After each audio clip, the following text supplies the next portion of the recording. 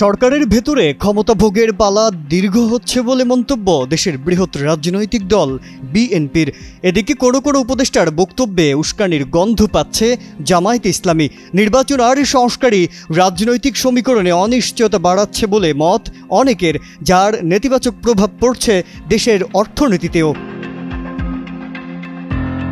চলমান সংকট উত্তরণে ডিসেম্বরেই জাতীয় নির্বাচন চায় বিভিন্ন রাজনৈতিক দল। কতদিন থাকবে এই সরকার, কবে নির্বাচন হবে, কোন দিকে যাচ্ছে দেশের রাজনীতি, এসব প্রশ্নের উত্তর খুঁজতে রাজপথে সরব রাজনৈতিক দলগুলো।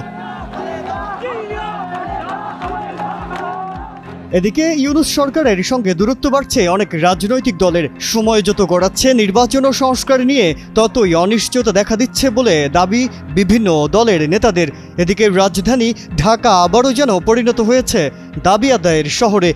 রাজনীতি, সরকারের জনপরিসরে সর্বত্র অস্থিরতা এখন চোখে পড়ার মতো।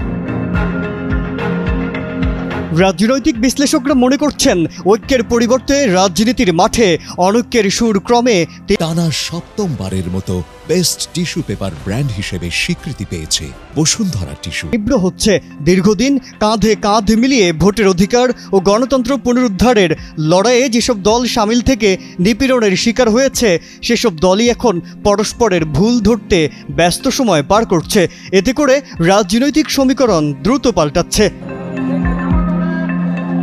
এদিকে বিএনপির স্থায়ী কমিটির সদস্য ইকবাল হাসান মাহমুদ টুকু বলেন, অন্তর্বর্তী সরকারের অনেকের মধ্যে নির্বাচন না দিয়ে ক্ষমতা ভোগের পালা দীর্ঘ করার দুর্বিসন্ধি আছে। তারাই পরিস্থিতি ঘোলাটে করছে। মানবিক করিডোর দেয়াসহ দেশের গুরুত্বপূর্ণ ইস্যুতে রাজনৈতিক দলগুলোর সঙ্গে আলোচনা না করে সিদ্ধান্ত নেওয়া হয়েছে। বাংলাদেশ জামায়াত ইসলামীর পক্ষে বলা হয়েছে, অন্তর্বর্তী সরকার কোনো রাজনৈতিক সরকার নয়, তাই তাদের রাজনৈতিক কর্মকাণ্ডে অংশগ্রহণের কোনো সুযোগ নেই। এই সরকার নির্বাচনের আয়োজন করার মাধ্যমে তাদের দায়িত্বের পরিসমাপ্তি ঘটাবে, এটাই স্বাভাবিক।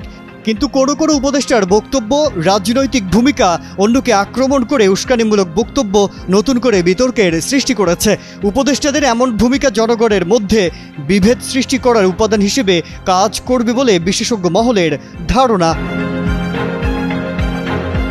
মাজহারুল আলম, কালের কণ্ঠ।